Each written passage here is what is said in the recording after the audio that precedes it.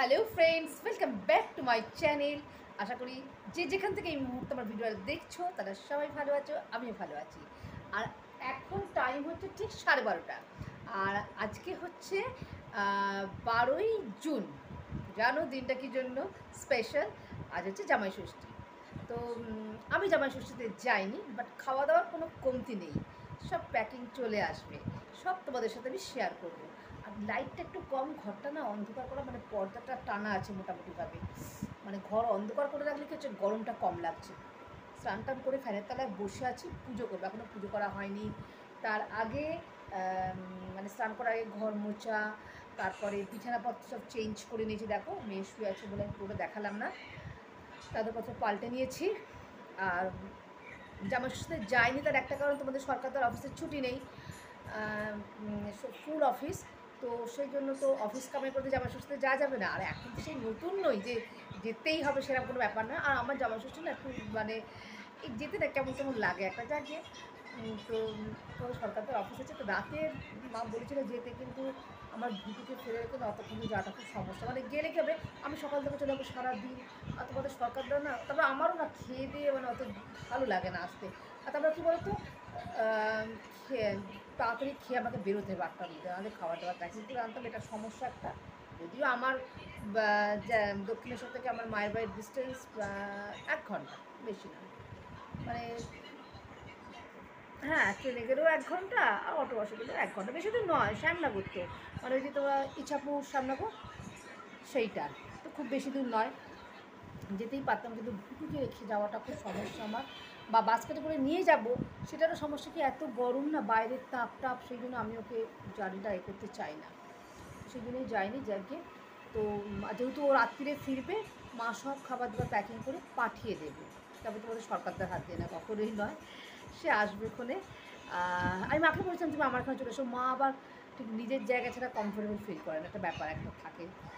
চলো যাকে, এখন পুজোটা করব। পুজোটা করে নিয়ে তারপর একটু বিকেলে মোমো করব। একটু মোমোর অ্যারেঞ্জমেন্টটা করবো। চিকেনটা বার করে রেখে এসেছি, ম্যারিনেট ফ্যারিনেট করতে হবে। চলো করে নিয়েই ভাবলাম যে ব্লগটা স্টার্ট করি, না হলে না হয়ে উঠবে না আর। চলো।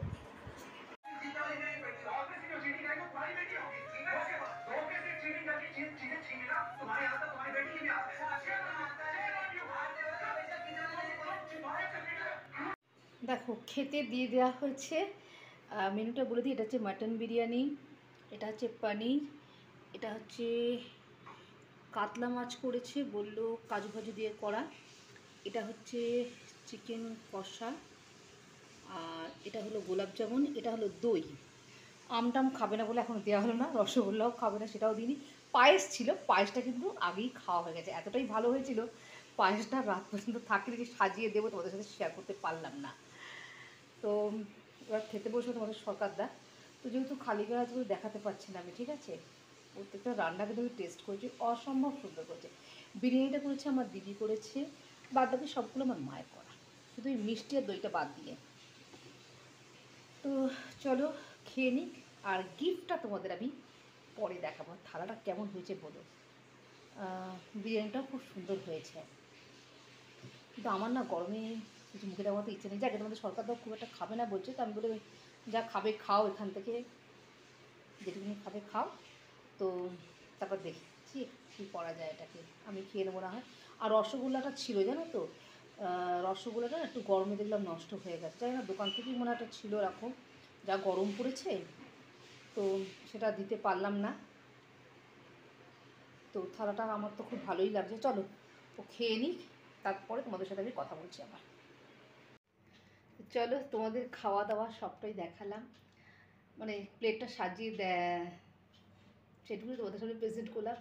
তোমাদের সরকারদাকে আর ইচ্ছা করে আমি মানে বসিয়ে ভিডিওটা করিনি, যেহেতু খালি গায়ে খাচ্ছে তো, মানে খেতে বসবো সেই জন্য আমি আর বলতে পারছি তুমি গেঞ্জি পরে বসো, এত গরম। আর রান্নাগুলো না মানে আমার মা মায়ের বাড়িতে করেছিল আর পাঠিয়ে দিয়েছিল, সেই জন্যই না রসগোল্লাটার টেস্টটা একটু গন্ডগোল হয়ে গেছিলো। রসগোল্লাটা গরমে দোকান থেকেই হয়তো এরকম দিয়ে দিয়েছিল জানো তো। তো যাকে রান্নাবান্না সবই রয়ে গেলো, সব ফ্রিজে প্যাকটা করে দিলাম, কালকে আমার রান্নাবান্না কিছু করতে হবে না।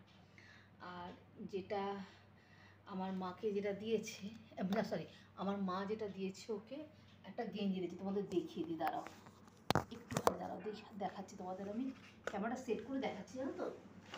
এই দেখো এই গেঞ্জিটা, হ্যাঁ দেখেছো, আমি পুরো খুলছি না, না পাট করতে ইচ্ছা করছে না গরমে।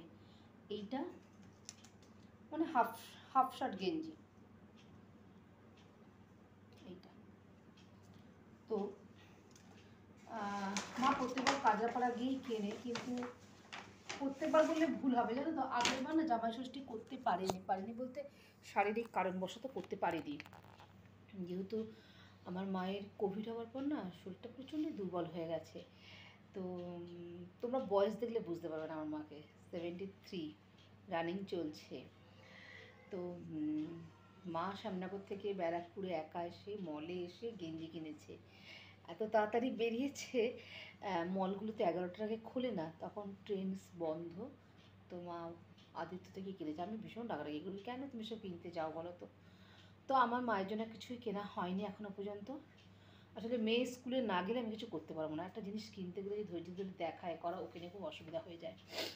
আমি যাবো দেখি, যা কিনবো তোমাদের সবটাই দেখাবো।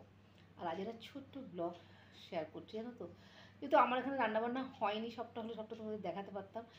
আর কি বলবো, দিদি দিতে এসেছিলো।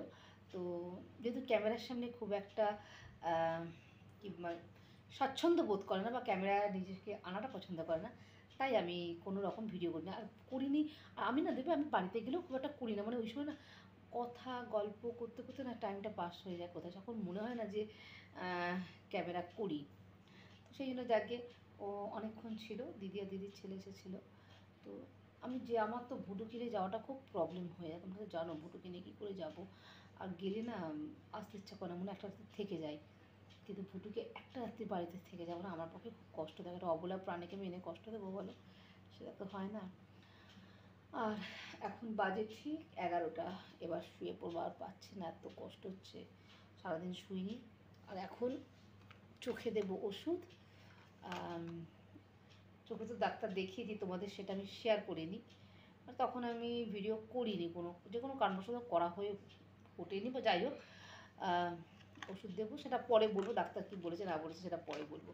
তাও নয় 1 সপ্তাহ হয়ে গেল দেখানো হয়ে গেছে আমার, এখনও চশমাটার বন্দোবস্ত করিনি। আমি করব, তার কারণ মেয়েরও সামনে চোখ দেখানো আছে। আমি যেখানে দেখাই না, মানে দেখিয়েছিলাম, ওটা সেখানে বাচ্চাদের আবার দেখে না। তো অন্য কোনো ভিডিওতে বলবো, আজকে বলেছি ছোটো ভিডিও দেবো, ছোটো ভিডিওই আমি তোমাদের দেবো। তো বলো জামাই ষষ্ঠী থালাটা কেমন হয়েছে, আর গিফটটা কেমন হয়েছে। তো যদি আমার ভিডিওটা ভালো লেগে থাকে অবশ্যই লাইক করো, শেয়ার করো, কমেন্ট করতে ভুলো না। Tata, bye bye.